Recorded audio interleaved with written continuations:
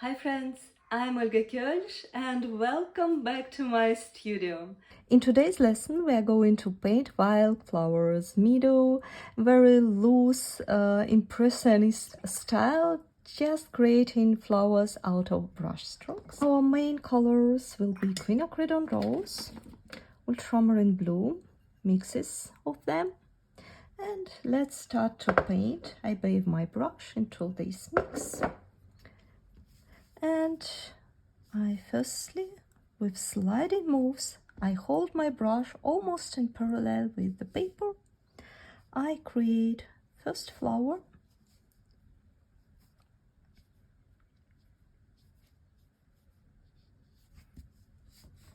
I bring all my brush strokes towards the flower center, and to add variety, at some point I start to add pink color. I leave a lot of white areas in between to make it airy. I switch to another brush just because it's more handy. I use deep green with burnt sienna because I like this sage green dried grass feeling. And while this flower is still wet, I go with the tip of the brush a little bit inside the flower and create the bottom part. And just with some long move, I paint a long stem, curvy stem, up, down to the page. I might add some greenery, but I will leave details for later. Right now, let's paint some focal flowers to begin our picture with. Next flower I would like to paint in more open blue, ultramarine blue, and I would like to make it a little bit darker. I think here would be a nice place. Same technique, I slide my brush and I leave some white spaces in between. I can add some curvy details on the top. It's very improvising. I bet if you even will watch this on the slow mode and try to do exactly how I'm showing, you will paint your unique picture. And I find this great. I find it's really nice to with watercolor that this is unpredictable, this is freehand style. And right now I just add a little bit of purple to this flower. I switch to my second brush just because it is very convenient and time efficient not to wash up your brushes every time. And I paint another stem, and in some curvy line I add pressure, I release pressure. To paint leaves, I set my brush to the stem with the tip of the brush, apply pressure, release pressure. I know that looks pretty easy, and once you paint several bouquets like this, it will be easy for you as well, I'm pretty sure. Now I like this gradient from blue to pink, so I can envision my third flower in lighter pink, very light, delicate pink.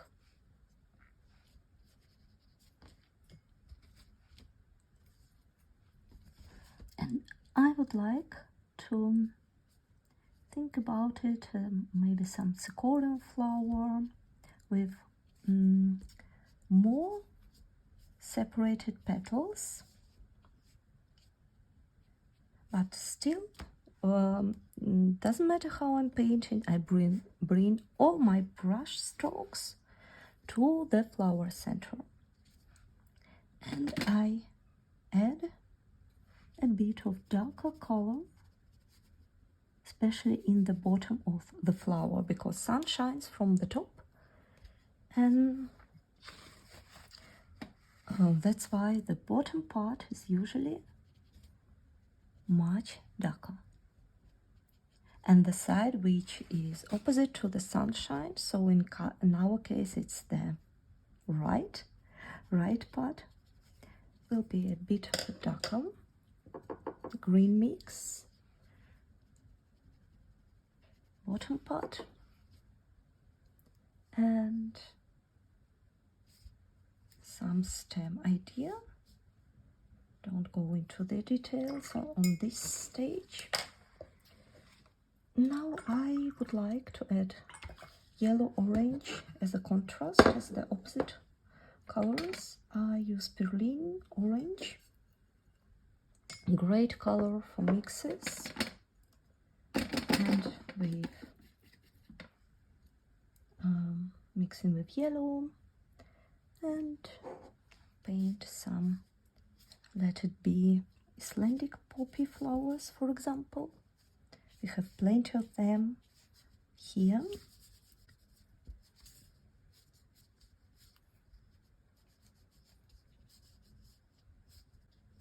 I paint with brush strokes, very simplified. So the point of this lesson is learn to simplify things and paint in brush strokes. And we have summer. It's I don't know how do you feel about summer? It's a bit of a holiday mood, even if you have jobs and kids are still in school. Some vacation vibe is all around. So let's paint something pretty, something pretty.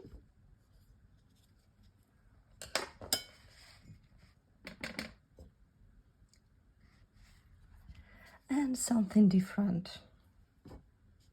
You might like to paint some special flowers you have in mind, or you have some nice picture from your garden. That's all fine. I usually use some references which I meet here and there.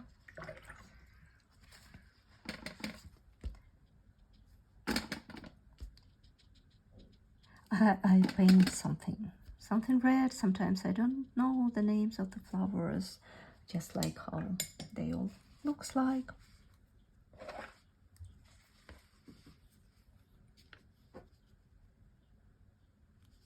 When you add stamps to the flower, you need to paint imaginary line right from the middle, right from the flower center. Then it will look correct. So now I would like to add some small little flowers with little clusters of flowers, like something just very tip of your brush. And you see, it in principle it doesn't matter which size of the brush you have to paint like this, because you can create small details just with the tip of the brush. You create wide brush strokes with the body of the brush. So it is what I use. It's number 12 by Søstrene Grene. But the size is not that important. What's important is a nice fine tip, so you can really create small brush strokes about this. So I painted this cluster of blue flowers, I can add a little bit of touch of purple for the variety. I like to mix, I like to see how colors are mixing in the process and be painting them. With burnt sienna, with tipping moves, I added details to the poppy flower. I never paint in this style. I never paint all these stamens. I don't count them. I just give an idea how it all might look like. What can we paint next? I would like to add more of berries, more of grass and weed around. So for example, I would really like to add some dried grass, and I have my mix of everything. With the I hold my brush almost at the end of the brush to make my brush strokes more random, less predictable. I paint some weed with very tip of the brush. I just set up the move of the whole of the whole idea. The more I go to next to the blue flower, I know that blue can reflect on brown, so I just add a little bit of blue color into this area of my grass. It will look more organically pretty like this. Maybe one more.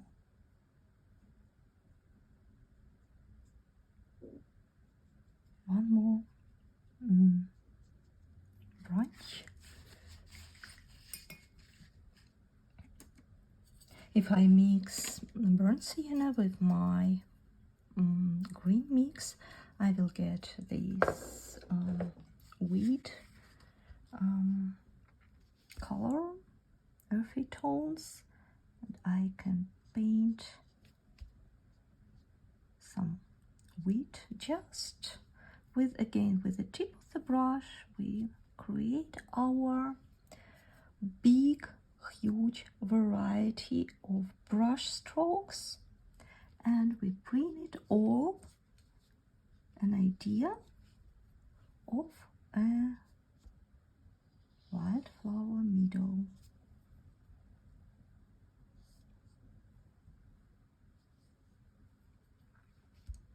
The more colors, I mean not more colors, but the more variety you will add to your painting. For example, mixing the color of the stem with the main cluster, the more interesting it will look. You can easily add some blue shade. You have a lot of blue flowers, and some blue leaves will look very organically, especially if you mix them a little bit with the same green mix. About this. Now let's paint something yellowish.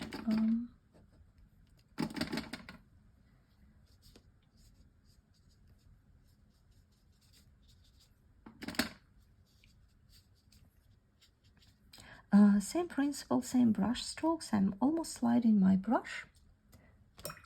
And to paint the middle, I will use one of my brown mixes which I already created.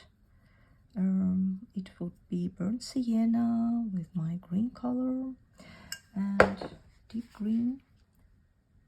With the tip of the brush, I will add a little bit of pollens. And I will paint the stem, the idea of the stem. And you see, the more we add stems, the more we get this volume, the idea of the volume. I really like this flower. I think we can add one more, just the same. this quinacridone rose with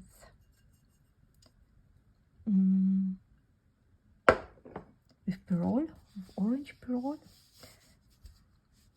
I will paint this time looking up.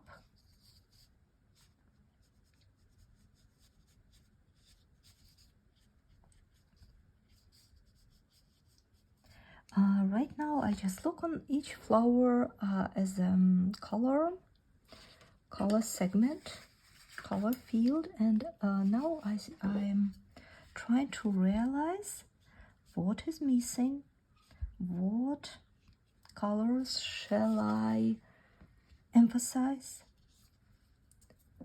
what can I add.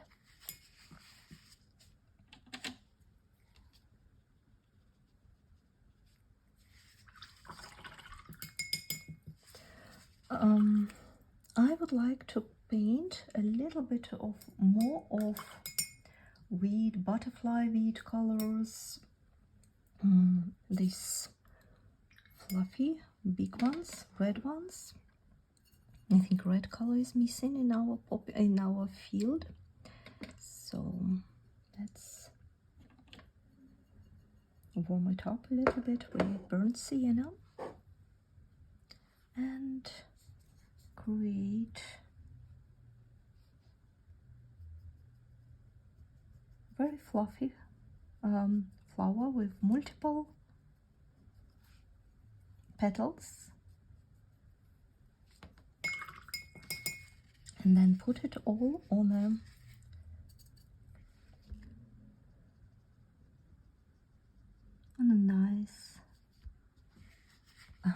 nice basement at the stem.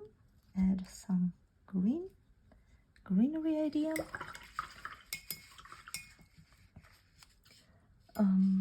Let's add more of, just thinking which I think would be, we have this nice line, so I think some lupine color would be nice. Start with yellow, very diluted, mix with blue, mix with our purple,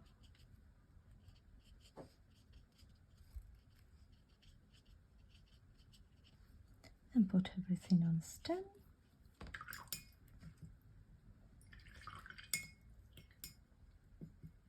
Add some weed. I like this one. I will add the same one but more in green in this area.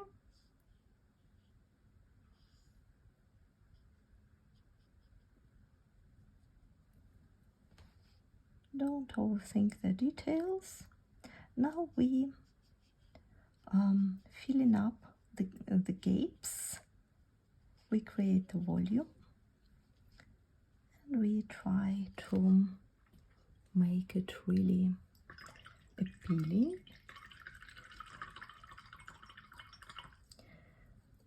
I like red, bright open red for poppies, and I would like to add a poppy flower in the very bottom.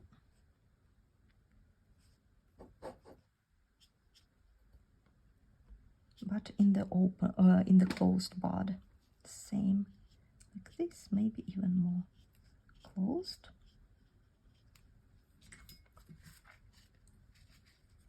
I just painted over, and that gives us a nice feeling when flowers are on the sunshine. It's a little bit of transparency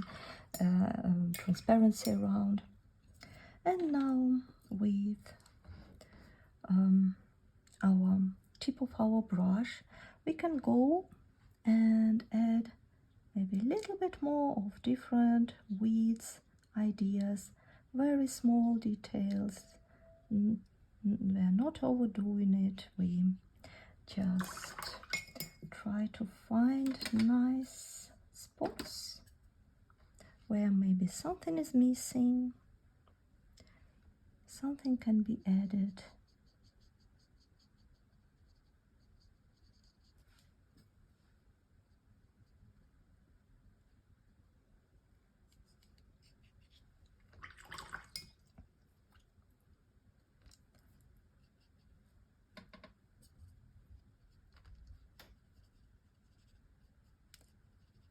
Play around.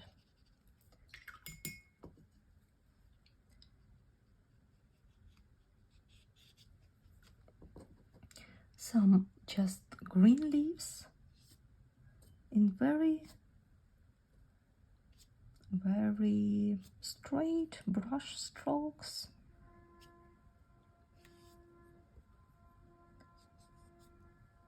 A little bit of green, red mixes, whatever you have on your plate, but whatever you have on your palette, vary a little bit of colors, strokes, directions. Now have a look what might be nice to add.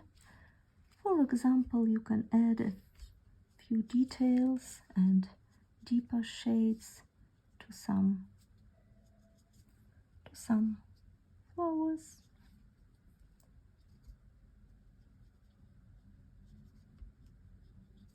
Always nice.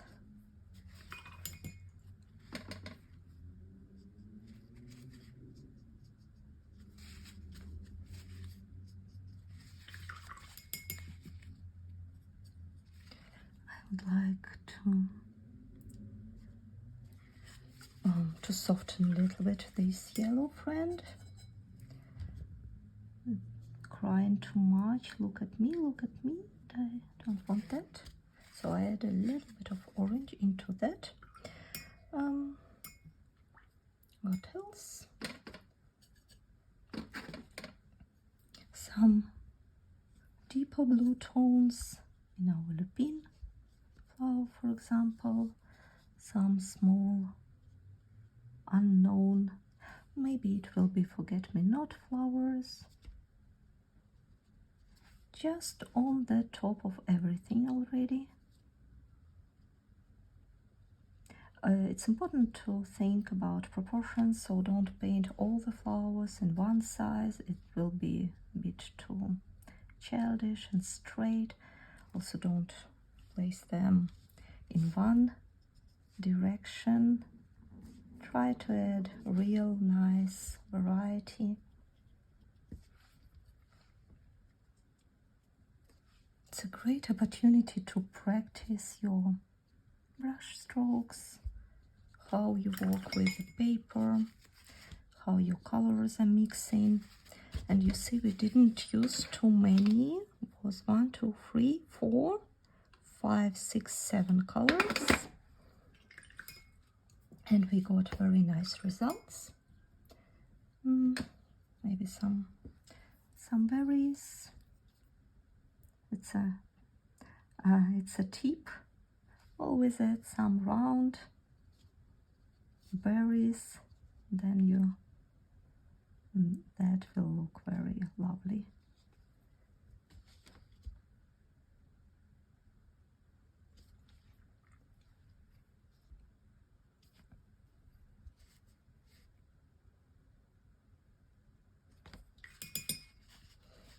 Try to put everything on stems, or at least an idea of a stem, so it's not hanging up somewhere without help. Let's add this tone of blue and green, a little bit too much brown, like this, more emerald tone. You see, with once we add darker tones, it really plays around. It adds depth into the painting. Avoid when flowers are disconnected with stems. Add more details around. It's grass, it's meadow. Now have a look. And it's very important to stop at the right moment. So I think we did a great job here, and I hope you enjoyed the process. Thank you so much for painting with me. I hope you like the process. I'm looking forward for your feedback and comments, which flower you would like to paint next, what questions you have about watercolor painting. I read each and every comment of you. See you next time. Bye bye.